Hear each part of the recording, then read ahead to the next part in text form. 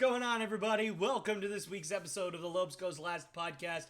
I, of course, am your host, Tyler Lopes. If you have not subscribed yet, please feel free to do so. Also, hit that bell icon so you never miss any one of my videos. Please like and share so you can help the podcast grow. And please follow me on Facebook and Twitter. That's at Lopes Goes Last podcast on Facebook and at Lopes Goes Last on Twitter. Links to those, as always, will be down in the description below. So, recording a day later than I usually do because there is so much NBA free agency stuff to cover that I needed an extra day to prepare and get things going. And what I've discovered is that there are way too many free agency moves for me to sit here and go deep dive into every single one individually because it would be a 3-hour video, and I don't want to do that. You don't want to do that. None of us want to do that. So, instead, what I have done is I have siphoned through all of the moves that have happened over the last, what's it been, 8 or 9 days, give or take, something like that.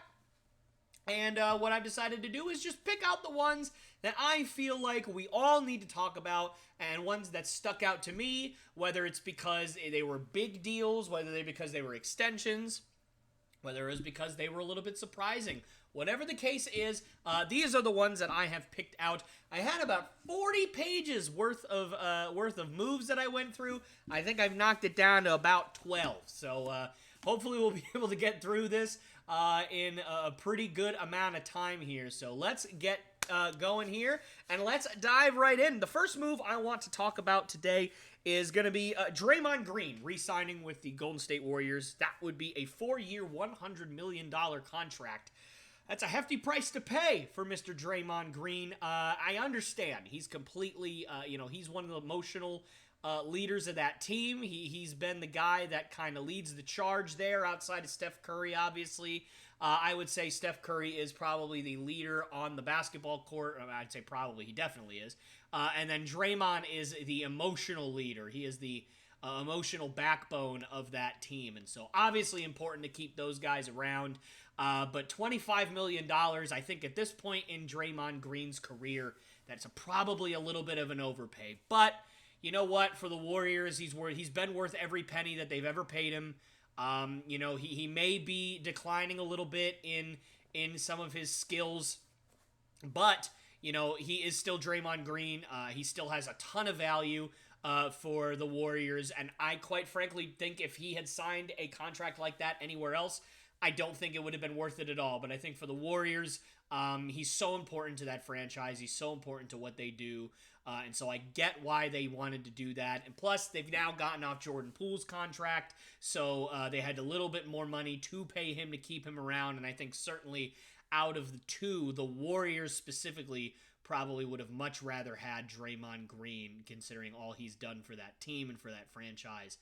Even though Jordan Poole, you could say, has a lot more long-term value. He's probably a more valuable player overall right now for any other team in basketball. But for the Warriors, again, like I've said, he is more important to them, and he always will be. So not a bad deal there. Next up, Kyle Kuzma returning to the Washington Wizards. Slightly more than Draymond Green. Instead of 4 years, $100 million, it's 4 years, $102 million. So there you go. Good job, Kyle Kuzma, beating out Draymond by $2 million there. But yeah, I think the Wizards, I think that was a good move there. I think, now that you have gotten off of the Bradley Beal contract, you've gotten off the Kristaps Porzingis contract, you have money to throw around. First of all, you have to just be able to get to the salary floor in the NBA, which I'll talk a little bit about later on with the trade that happened with the Celtics, Spurs, and Mavericks. I don't know how I forgot that.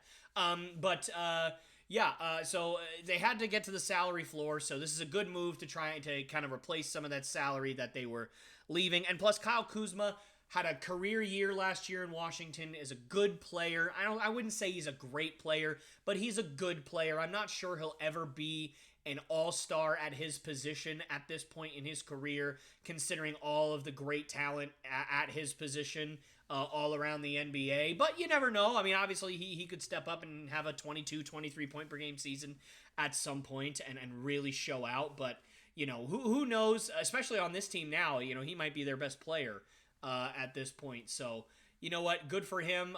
Get the money that he's earned. He took some smaller, shorter deals in LA to try and cash in down the road, and finally he has seemingly done that. So congratulations to Kyle Kuzma, and I hope it works out for both him and the Wizards.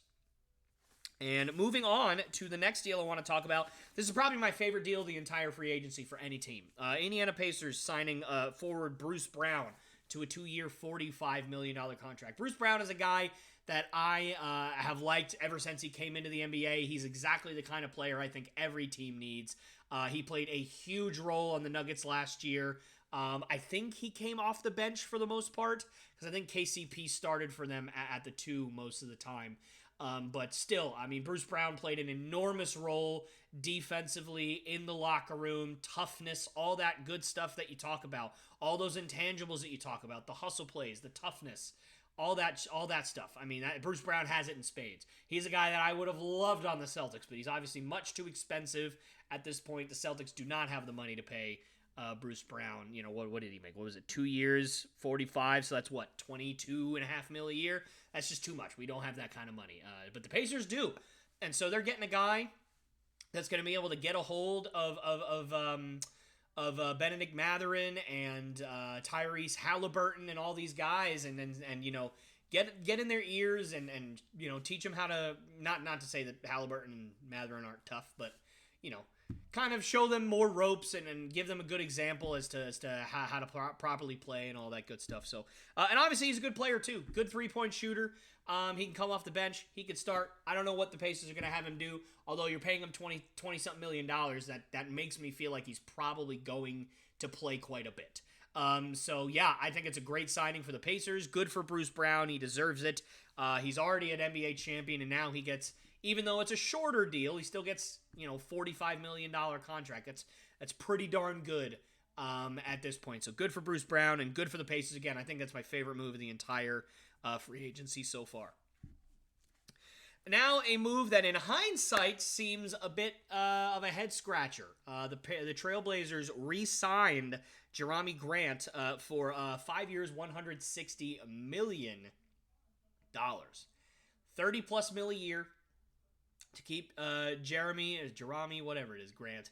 And now Damian Lillard is maybe out the door. So, if he leaves, is Jerami Grant your best player on your team? I mean, that's a tough pill to swallow if you're Portland. Because I don't think he is. I don't think he is.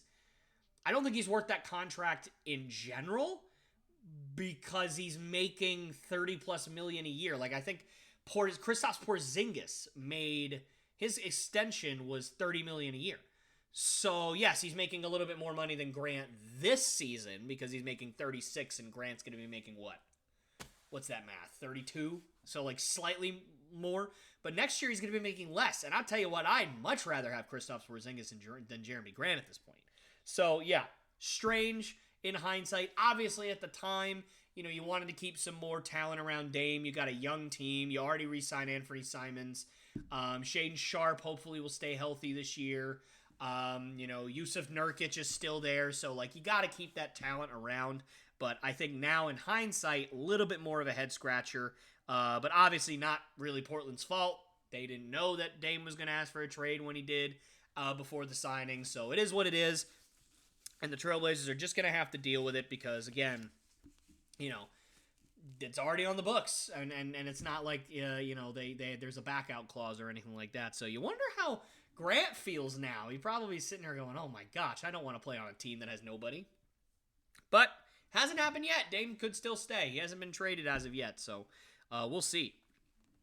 Another move that I think was really important to make, not a surprising one, but one that I think was necessary. 4-year, $80 million contract between Jakob Poeltl and the Toronto Raptors. He re-signs there after really just playing fantastic for the Raptors. I know that they didn't want to give him up when they drafted him. I believe they drafted him. I know that he was on their team when he was really, really young, first getting into the league. I don't remember if they drafted him or if he was undrafted. I don't remember that knowledge. But either way, he was on the Raptors. He was a big part of the Kawhi Leonard trade that sent him to San Antonio. And, he played very well in San Antonio. And I know that people have said in Toronto they didn't want to give him up, but they didn't feel like they had a choice.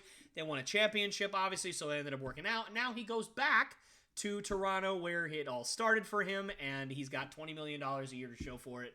Fantastic player. I would have loved for the Celtics to trade for him last year. I think that he really could have helped out coming off the bench, especially in the later series. When our bigs started to really, really struggle, when Al Horford started to struggle shooting. Not to say that Jakob Poeltl would have helped shooting-wise, but it would have given us a different look. Either way, point being, great contract. I think that, I almost said Portland.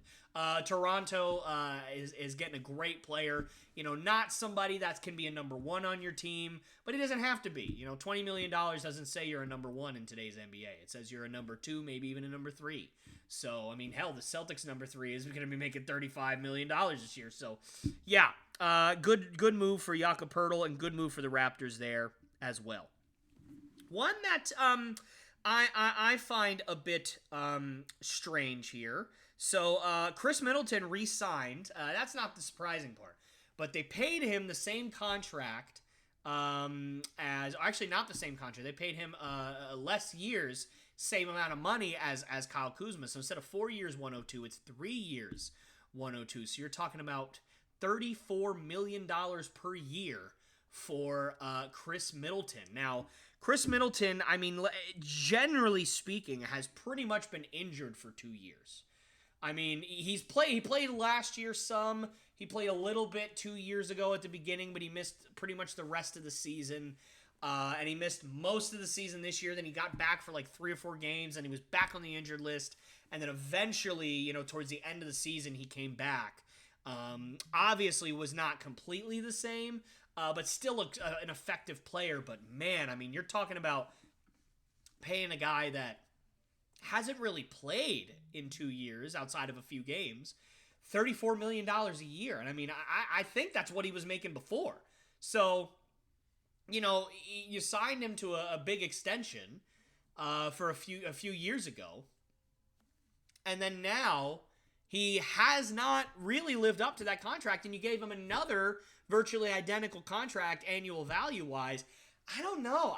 I think that they really overpaid. Now, look, they may know something we don't. Obviously, they won a championship together, him and Giannis.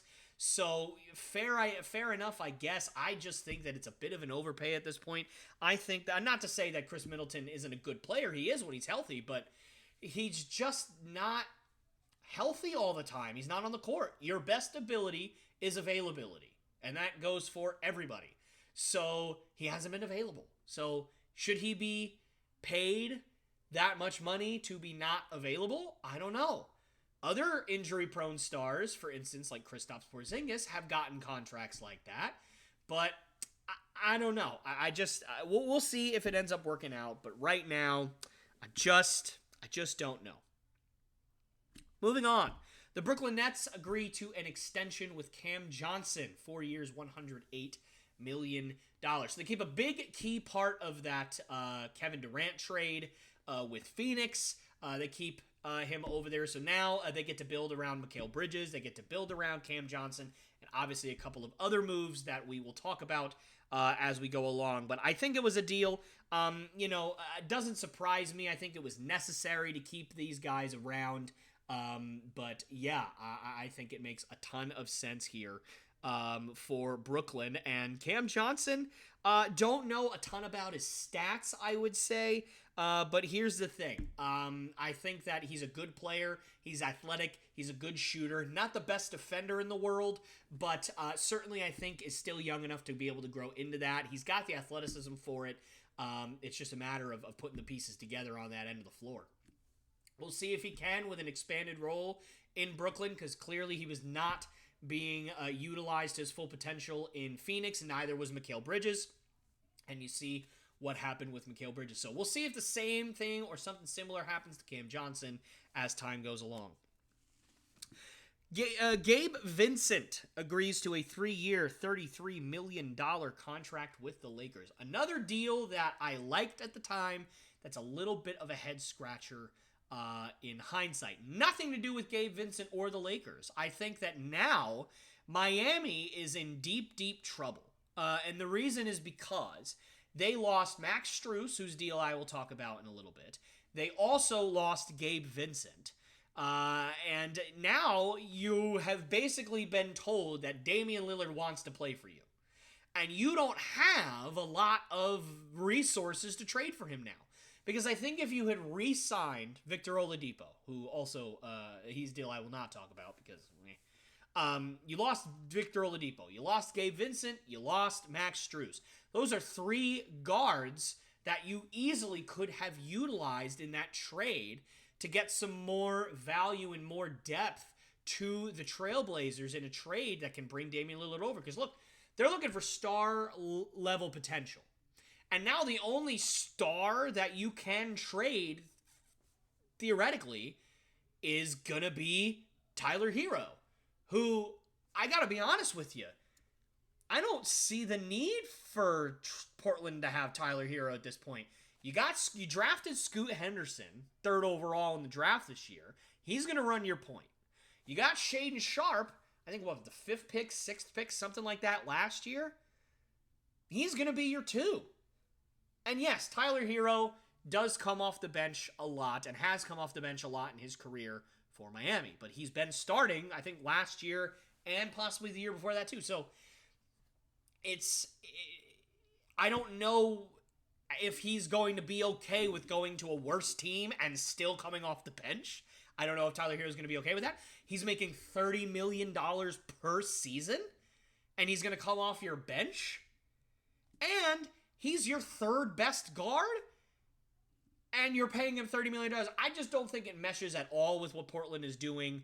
I don't know. I know you got to trade Tyler Hero to make the contracts work, quite frankly, if you're Miami, but I just don't see now how you're going to be able to make that trade. Unless you trade 12 first-round picks, which I don't think they have to trade. Like, if Portland does not want Tyler Hero, which reports have said they don't want Tyler Hero, how in the world is Miami going to do that? Because at the very least, you don't have Tyler Hero. How about Gabe Vincent and Max Strus? And whatever. Okay, that's at least a little better because those 2 guys will probably be okay with coming off your bench. Gabe Vincent's come off the bench a lot in his career. Max Strus has come off the bench a lot in his career. He started a lot in the playoffs this year. But I feel like that was mostly because of injury. I don't think necessarily he would always be the starter. Maybe he would. I don't know. But the point is that there's at least other directions that you could try to go in with those guys. Now, without those guys, without Gabe Vincent, now that he's gone, how in the world is Miami going to pull it off? I don't know. I don't know if they are. But maybe they will. We'll see. But Gabe Vincent to the Lakers, talking about that move specifically, I like it for the Lakers, giving them more guard depth. I think he's great to come off the bench to back up D'Angelo Russell, who also re-signed. I think we're going to get into that here in a little bit as well. So, yeah, I think it was a good move. I think the Lakers have made a ton of really nice moves this offseason to build around being a Western Conference Finals team last year. And I think Gabe Vincent going for a pretty reasonable contract, I think is really, really nice. Speaking of the Lakers, another move they made was re-signing Rui Hachimura. I think they really, really had to do that as well. Rui Hachimura played so well down the stretch, was great in the playoffs, great in the regular season for them. I think he fits that team very, very well. He's a solid rebounder, he's a good scorer, and he's a marginally average defender, which is fine because you got AD behind you and you got some other good defenders on that team as well. I think that they re-signed all the guys they needed to. Obviously, Austin Reeves, Rui Hachimura, D'Angelo Russell. I think all these guys re-signing was really, really important because they made a lot of moves last year to try to get better, and those moves actually did make them better, and so it was important to keep that core together for one more year, and they've done that. So congrats to the Lakers. They also signed, Cam Reddish, who I think is an underrated. I think it's an underrated signing. I was hoping he'd go to the Celtics, but that's okay. The Lakers, it's a good shooter for them. Gives them wing depth, another guy to come off the bench. Kind of a Lonnie Walker replacement, I would say, because he signed, I believe, with Brooklyn. So, yeah. Anyways, great move for the Lakers re-signing Rui Hachimura. One move that did surprise me was Fred VanVleet signing a what was it? A 3-year, $130 million contract with the Houston Rockets. I mean, unbelievable. I was not expecting this at all. I was almost halfway expecting the Rockets to just trade for James Harden. I really, really was. Now I don't see that happening anymore. I think that, I was convinced that that's what was going to happen. I thought that they were going to trade Kevin Porter and, maybe 3 or 4 first round picks, maybe not 3 or 4 first round picks, but, a couple of firsts, maybe a couple other role players for James Harden. And I thought that would just be it. But now, Kevin Porter, who's had a pretty good couple of years for Houston, is now not the starting point guard for Houston anymore. And he's not the starting 2. So he's coming off the bench now? I think Kevin Porter is good enough to start in this league. So I was very surprised that their upgrade at point guard, and it is an upgrade. Certainly Fred VanVleet's better than Kevin Porter. Not by an absolutely enormous amount. Like, it's not like, going from Peyton Pritchard to Kyrie Irving or something like that, or Peyton Pritchard to Damian Lillard or something like that. Like, it's not like a chasm between the two, but I think Fred VanVleet is an upgrade. I'm just surprised that if you were going to upgrade, you didn't get rid of Kevin Porter Jr. to do that. That was a surprising thing to me. I really figured that, because, he's young. He's under a decent contract. I think it's only like $12 million a year. That's not bad. He's still 24 or 25 years old. So, like, he could be just fine. He could be great on another team. He'd be a great role player on, I think he'd be a great starting 1 or starting 2 in Philly. I thought it'd be a great fit right beside Maxey. So, I don't know. It was a bit surprising. I'm very happy for Fred VanVleet. I do believe that is the largest contract ever signed by an undrafted player in NBA history. Good for Fred VanVleet. He has earned every penny of it. He's worked his tail off. None of any of my surprise had to do with Fred VanVleet or his talent. And certainly it's not Fred VanVleet's fault that the Houston Rockets offered him this much money. So, good for him. I think that he's going to a solid young core that I think could be really, really good in a couple of years.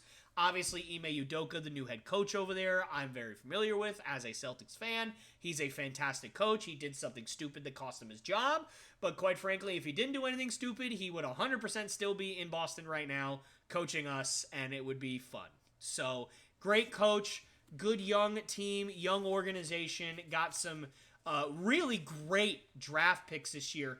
I'm trying to remember. I know they drafted Cam Whitmore at 20, which I think was probably the best value move of the entire draft, because at one point he was a top 5 pick.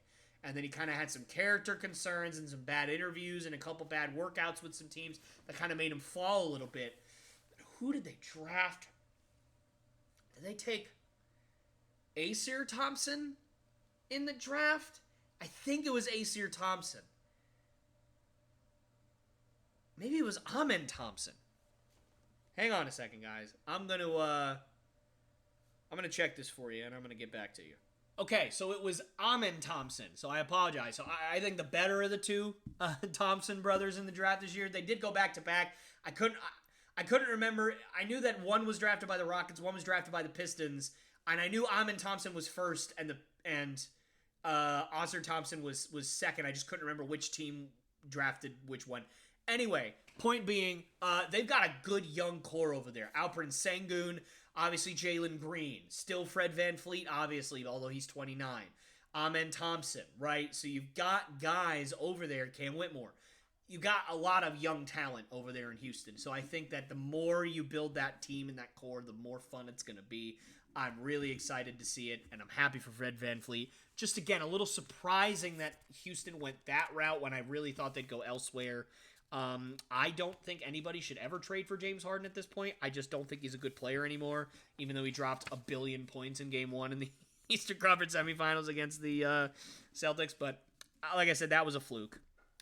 So it is what it is. Talked about this a little bit earlier. Max Strus, he signed with the Cleveland Cavaliers. So the Miami Heat lost Max Strus, but he signed with the Cavaliers for a 4-year, $63 million contract. Again, so happy for Max Strus. Undrafted free agent, signed in Boston. We ended up waiving him right before the season started. Ends up signing with Miami. Burgeons into a great shooter, a good role player, and now has cashed in on about a $15-ish million per year contract. So happy for him. I think that it's a great fit in Cleveland. I think, obviously, it's going to be a good fit. Now, he was acquired in a trade. It wasn't necessarily a free agent deal, so it was a 3-team trade. Miami got a second-round pick. I don't remember what year it was, but it's sometime in the future. And then the Spurs acquired Cedi Osman, Lamar Stevens, and a second-round pick. So Spurs have done a lot of trading for first and second-round picks this offseason. Not a whole lot of movement otherwise from them. They're just building future assets, really accepting the rebuild that they're doing. So certainly we'll keep an eye on that. But good for Max Strus, like I said. I think he'll be a great fit in Cleveland. He's obviously a much better version of Cedi Osman. Good shooter. Can move without the ball. Can hit from anywhere. So good signing by the Cleveland Cavaliers. Another Lakers signing that I wanted to talk about. The Lakers, I did mention this earlier, they signed D'Angelo Russell. They re-signed him to a 2-year, $37 million contract extension. Much, much, much better contract than what he was on originally. I think he was making around $28 to $30 million a year. Now he's going to be making about $18.5 million a year, which I think is much more akin to what his talent is, to what his skill level is. I think it's a much better value contract that the Lakers got back there. So they basically got rid of a $30 million contract, added an $18 million contract on top of it so that they could free up some money to pay some other people. They paid Rui Hachimura. They signed a whole bunch of other guys. So they paid Austin Reeves, who I'll talk about here in a little bit. So a good move from the Lakers. I think that, again, it's another move that I think had to happen with the way that they played last year. I don't think you could have justified getting rid of any of that core. I think they should believe that they are going to win a championship this year. Not to say that they will win a championship this year, but I don't blame them for feeling that way with LeBron James, with Anthony Davis, and then now all these really solid players around them now that they have brought in. I think it's going to be great. Good signing for the Lakers. Another Lakers signing, Austin Reeves. As I just mentioned, I said I'd talk about him a little later, and here he is. $56 million over 4 years. Right about where I'd say his market value was. So decent offer from the Lakers. Austin Reeves, so important to that team. I think that he really is a spark plug for them. And I just don't think you could have let him go. I think he's a great starting number 2 for them. He needs to get better at playing defense. But outside of that, he plays his role very, very well. I wouldn't be surprised if this year his scoring and his usage ticks up a little bit with that new contract. And as obviously LeBron and Anthony Davis get 1 year older, they're going to start trusting these guys around them to make plays. And they've now got guys around them that can make plays on their own. D'Angelo Russell, Rui Hachimura, Austin Reeves. Those 3 guys you can hand the ball to and get out of the way a little bit. Doesn't work every time. They're not all-star caliber players. D'Angelo Russell can be, but they're still pretty solid players. So I think it's great depth for the Lakers, and I think that they're really going to be dangerous this season. Something that I was really hoping would happen eventually did happen. Obi Toppin was traded to the Indiana Pacers in exchange for 2 future second-round picks. I'll tell you what. I know that the Celtics have enough front court depth at this point. I would have loved to see the Celtics trade for this guy, especially for 2 second-round picks, knowing he was a top 6, I think, pick. I think he was the 6th pick a few years ago in 2020. He was the 8th pick. Okay, looking at that. So he's the 8th pick, so close enough. He was the top 10 pick in the draft. I think he still is very talented. he just doesn't get any playing time in New York because he's behind Julius Randle, who he's not their best player, but at one point he was their best player, and so he probably still believes he's their best player. But either way, he's a guy that's going to play 35, 40 minutes a game, and he's behind him. He plays the same position. So, yeah. I'm glad that he's out of there, and I think the Pacers are a good spot for him. Certainly, I think there's going to be a lot of minutes to go around for him. And we'll see if he blossoms into a solid player over there in Indianapolis. LaMelo Ball signed a $260 million 5-year max extension with the Hornets. Also signing max extensions, Tyrese Halliburton and Desmond Bane. I think both of those are necessary. Obviously, Tyrese Halliburton, I am a gigantic fan of. I think he is still even supremely underrated, even though he's much more fairly rated than he was at this time last year. But, love him. But this one is a bit of a head-scratcher. LaMelo Ball has been injured quite a bit. He hasn't really shown that he can be a number one option on a really good team. I'm not even sure if he's shown flashes that he can be a really good number one on a really good team at this point. But, obviously he hasn't had a ton of talent around him, so I understand.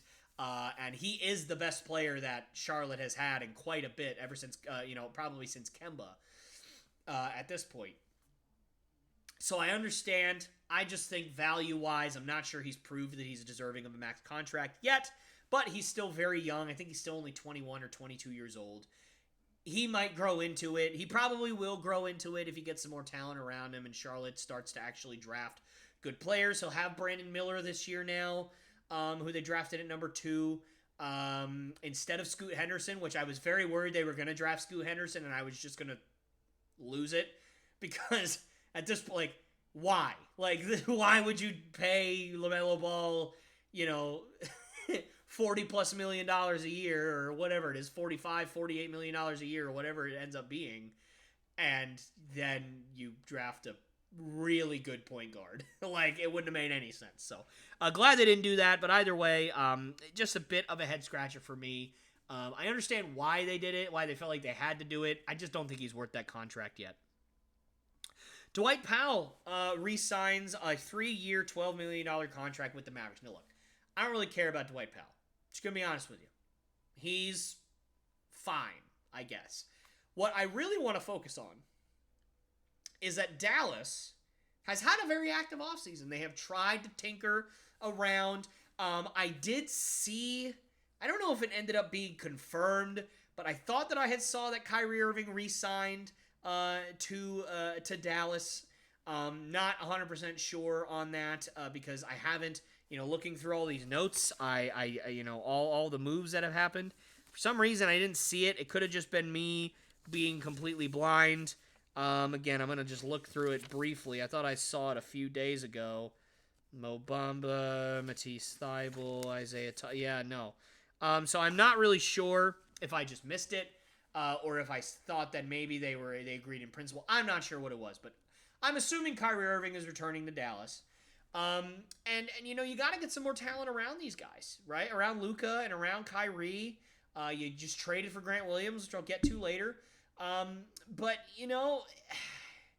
you re-signed Dwight Powell when Christian Wood is still out there.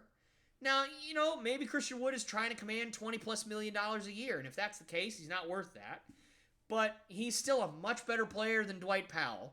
And so I think if you're going to re-sign one of your centers, you got to re-sign Christian Wood. I love Christian Wood. I understand that he's not a great defender. I understand that his interior defensive stats are among the worst in basketball. Fully aware of that. He also can drop 20 points a night if you let him. And those guys don't come around every day. And when you got Luka Doncic and Kyrie Irving, you need guys that can take pressure off of their backs offensively. Because Luka and Kyrie are two very, very similar players. In order to be at their most effective, not to be effective, period, but to be at their most effective, they have to have the ball in their hands a lot. Which means they're going to have to get a lot of defensive attention. They're going to be seeing a lot of bodies, a lot of switches, a lot of defenders of all different sizes, all different shapes, all different speeds, all different strength. everything all the time. And so you need guys that every once in a while, every so many possessions, Kyrie and Luka, they maybe have hit a wall. They're not getting much done. Throw it into Christian Wood. He can score. He can create his own shot and be effective at it. We saw it last year when he played. When they finally started him, he actually started playing very, very well and started opening up the offense for everybody. Now, obviously, the experiment didn't work with all three of them last year, so maybe that has to do with it. But I don't know. I just think that Christian Wood is a more valuable player than Dwight Powell. I would have tried to re-sign Christian Wood, of course, unless he's wanting, $20 million a year. And if that's the case, fine. But you know what? I still think Christian Wood would be a better fit right now for them. Another Houston Rockets signing that I did forget to mention earlier when I was talking about all those young guys on the team. Dillon Brooks, 4 years, $80 million for Dillon Brooks. Now look, at first when I saw this, I was like, are you kidding? You're kidding. Why? That is a lot of money to pay a guy who's probably going to come off your bench because you got to play Amen Thompson. Right? I mean, that's just how I feel. And if you don't start Amen Thompson, what about Cam Whitmore? Another first-round pick, right? So you might be starting him. Well, who knows? But then I looked at his statistics, and you know what? The guy can score. I mean, he didn't score as well as he usually does last year. And obviously, we all know how it happened in the playoffs. He called out LeBron, and LeBron just made him look like an absolute clown. And yeah, you just don't call it LeBron. I think that's probably how you can learn from that. But $20 million a year, it's a big investment for Dillon Brooks. So hopefully Houston can get this whole thing figured out. And what's good about having nothing but young guys on your team is that you can pay role players $20 million a year and not have to worry about losing any of your star players. Because again, you've got Jalen Green for 3 or 4 more years. You've got Alperen Sengun for 3 or 4 more years. You've got Amen Thompson. You just drafted him, so you're going to have him for another 4 years. Cam Whitmore you're going to have for another 4 years. I don't know what's going to happen with Kevin Porter, but he's still going to be around for at least another year or two on a reasonable contract. You can do that.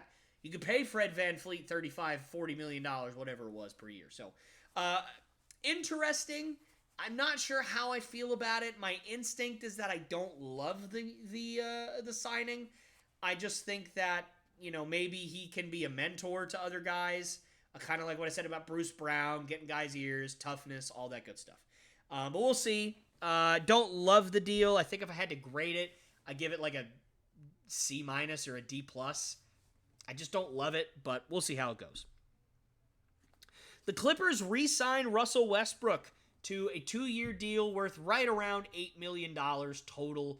Wow, much better value for Russell Westbrook. Look, I never thought that Russell Westbrook was an absolutely atrocious player because he was good at a lot of things. He can drive to the rim.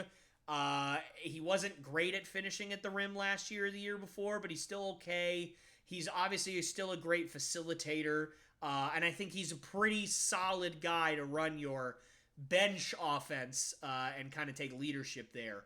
But he was being paid $48 million to do so, and that's obviously not great value at all. But now $4 million a year is great value for Russell Westbrook and what he brings to your team. He played fantastic in for the Clippers organization last year. He stepped up huge. I can't deny that. I've given Russell Westbrook a lot of crap on this channel, and I also give credit where credit is due. And Russell Westbrook down the stretch played very, very well for the Clippers. He was very, very important for them. And so I think it was great that they re-signed him. I think that he plays very well beside Paul George and Kawhi Leonard. So we'll see if it continues to grow on top of that. But yeah, I thought it was a pretty good signing there. And hopefully better things will be coming for Russell Westbrook as time goes along. Dante DiVincenzo, moving on.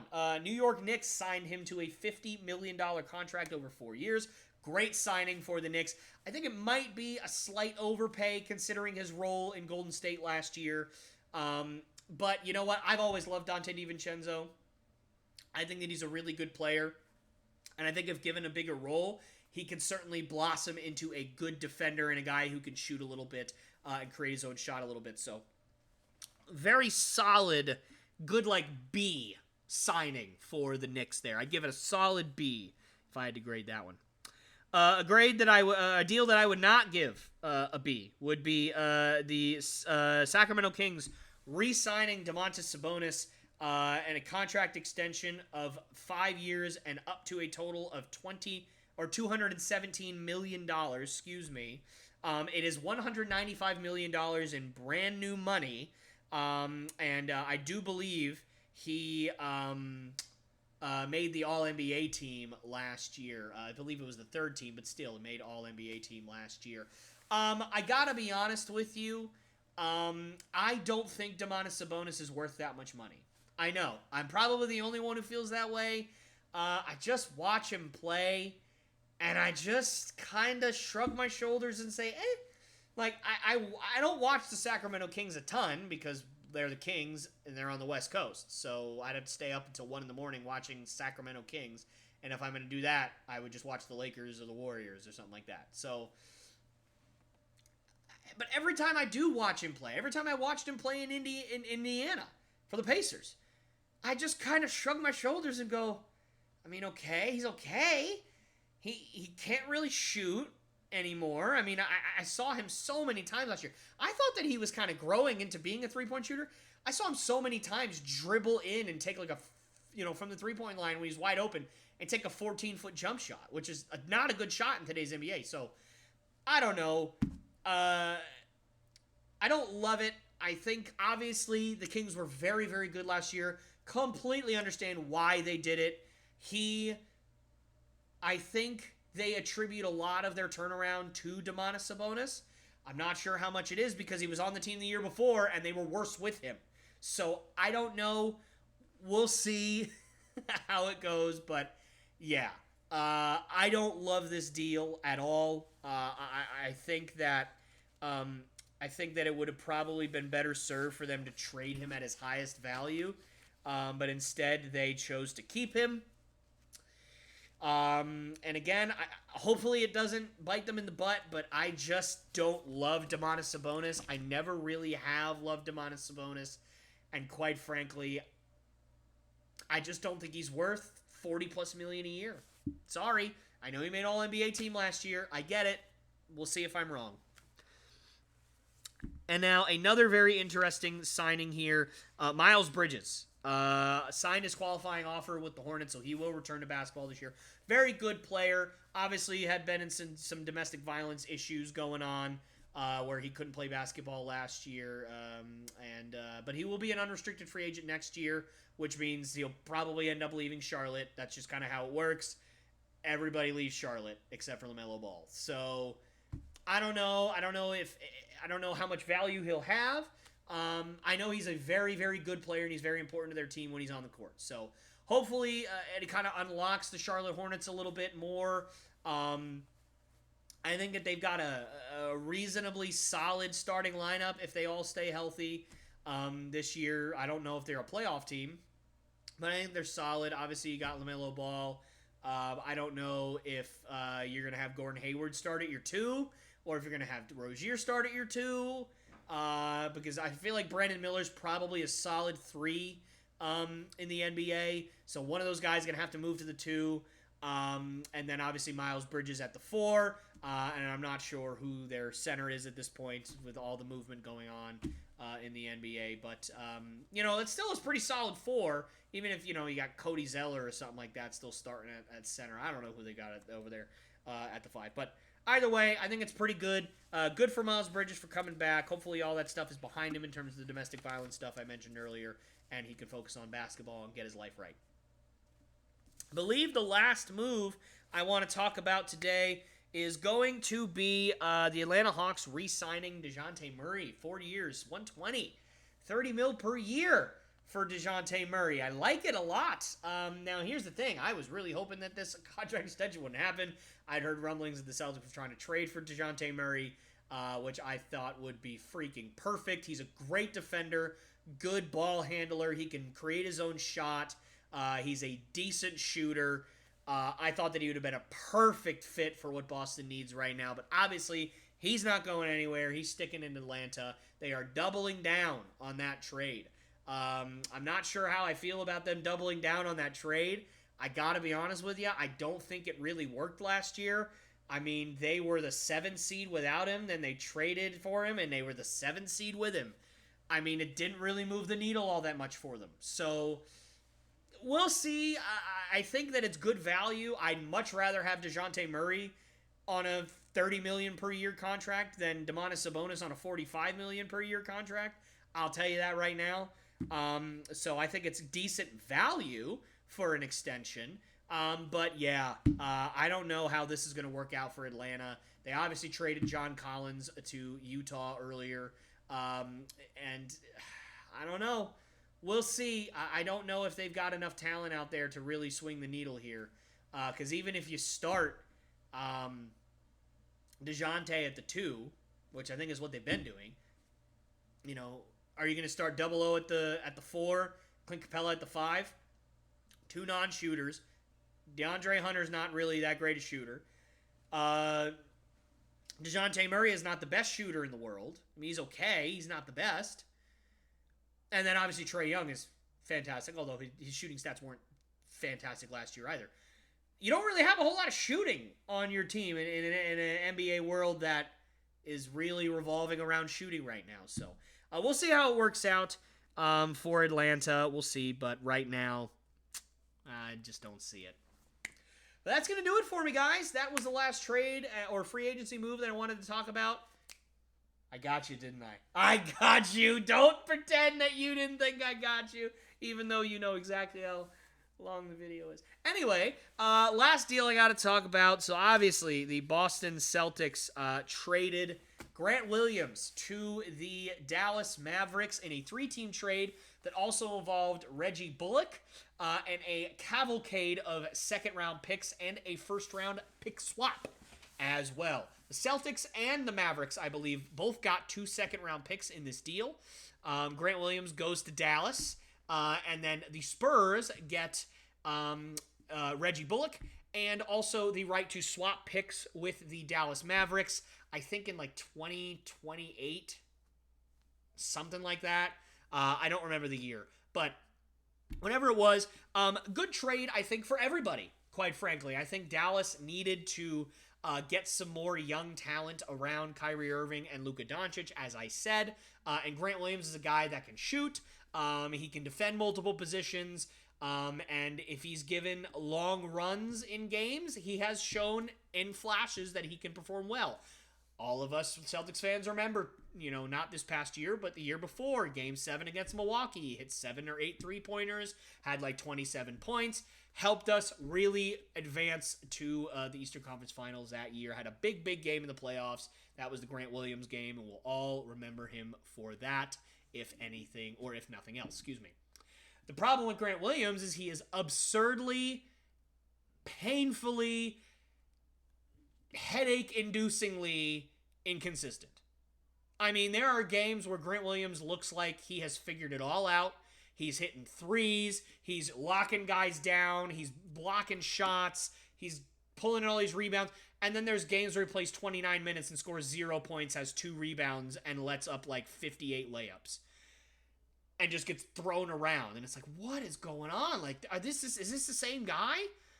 Like, very, very strange. But I think, obviously, for a team like Dallas, where he can have a bit of an expanded role on offense, he might flourish, he might grow into it. He's gotten reasonably better every year. I think last year he got a little bit worse efficiency-wise, but points per game-wise, he did go up, and he has gone up in points, rebounds, all that stuff every year since entering the NBA, which is what you look for. You look for guys to improve and get better.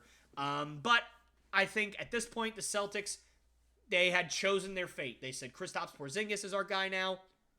We're bringing him in, and that means no more Grant Williams, which means you weren't going to keep him. You were going to lose him. So you might as well get something out of it, which they did. They got 2 second-round picks. I would have liked them to get at least 1 first-round pick for Grant Williams, but that's okay. They got something for him. We have a treasure trove of second-round picks now, so maybe there's more moves coming.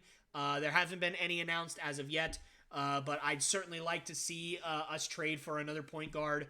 that can really lead the team, because I think Malcolm Brogdon is probably going to be hurt for a lot of the year. Derek White is not a pure point guard. As great as he is and as great as he was last year, he's not a pure point guard. Not sure how I feel about him running our offense. And end me if Jaylen Brown ends up becoming our ball handler, because he'll have 58 turnovers a night. I think it was great that they got something for him. For the Spurs, right? They got to the salary floor, which I mentioned earlier. They needed a minimum amount of salary on their team. Reggie Bullock, I think, was making $12 million a year, $10 million a year. So they get that for a young rebuilding team. He'll play some for them probably. So that will be good for the Spurs. And then obviously they get some more pick swaps. And I just think that they're really rebuilding for the future, and they are setting themselves up to get some more young players in the draft really high, and also make some trades for maybe some superstars down the road, or at least some stars down the road. So watch out for the Spurs. I wouldn't be shocked if in 3 or 4 years, towards the end of that Wemby rookie contract, if they're not in contention for an NBA championship. All right, for real this time, that is going to do it. I maybe talk about O'Shea Brissett for the Celtics, but I mean, he's just a role player. I mean, he's not really even good. I mean, he might not even make the team. I don't know. So we'll see. And then there was that other, I don't even know his name, the guard that we signed from Toronto, who's like 6'8" or whatever, but he's a guard. What's his name? Banton, something like that. I'd never heard of him. Gotta be honest with you guys. Don't know who he is. So I can't really talk about him all that much. But anyways, that's going to do it for me, guys. Thank you guys so very much for watching. Let me know in the comments section what you guys thought about any of my analysis on these picks. Did you agree with some of my takes? Did you not agree with some of my takes? Did you think that some of the ones that I thought were good were bad? Vice versa, whatever it is. Let me know in the comments section. I am covered in sweat. This is horrible. So I'm going to log off here. Thank you guys so very much for watching. I will see you all next time, and I appreciate every single one of you. Hey guys, me again. I just want to say thank you so much for checking out the Lopes Goes Last podcast. It means the world to me that you decided to stick all the way to the end. That's super cool. So thank you again. And if you really, really like what you see, I'd love for you to subscribe, like the video, and share it with all your family and friends, because, this is my passion project. This is what I love to do, and I really want the sucker to grow. And the only way that can happen is through you guys, is if you guys can help me out. So again, if you like what you saw, please subscribe, like the video, share with all your friends and family. That's the only way this is going to grow. And yeah, I'll see you guys next time.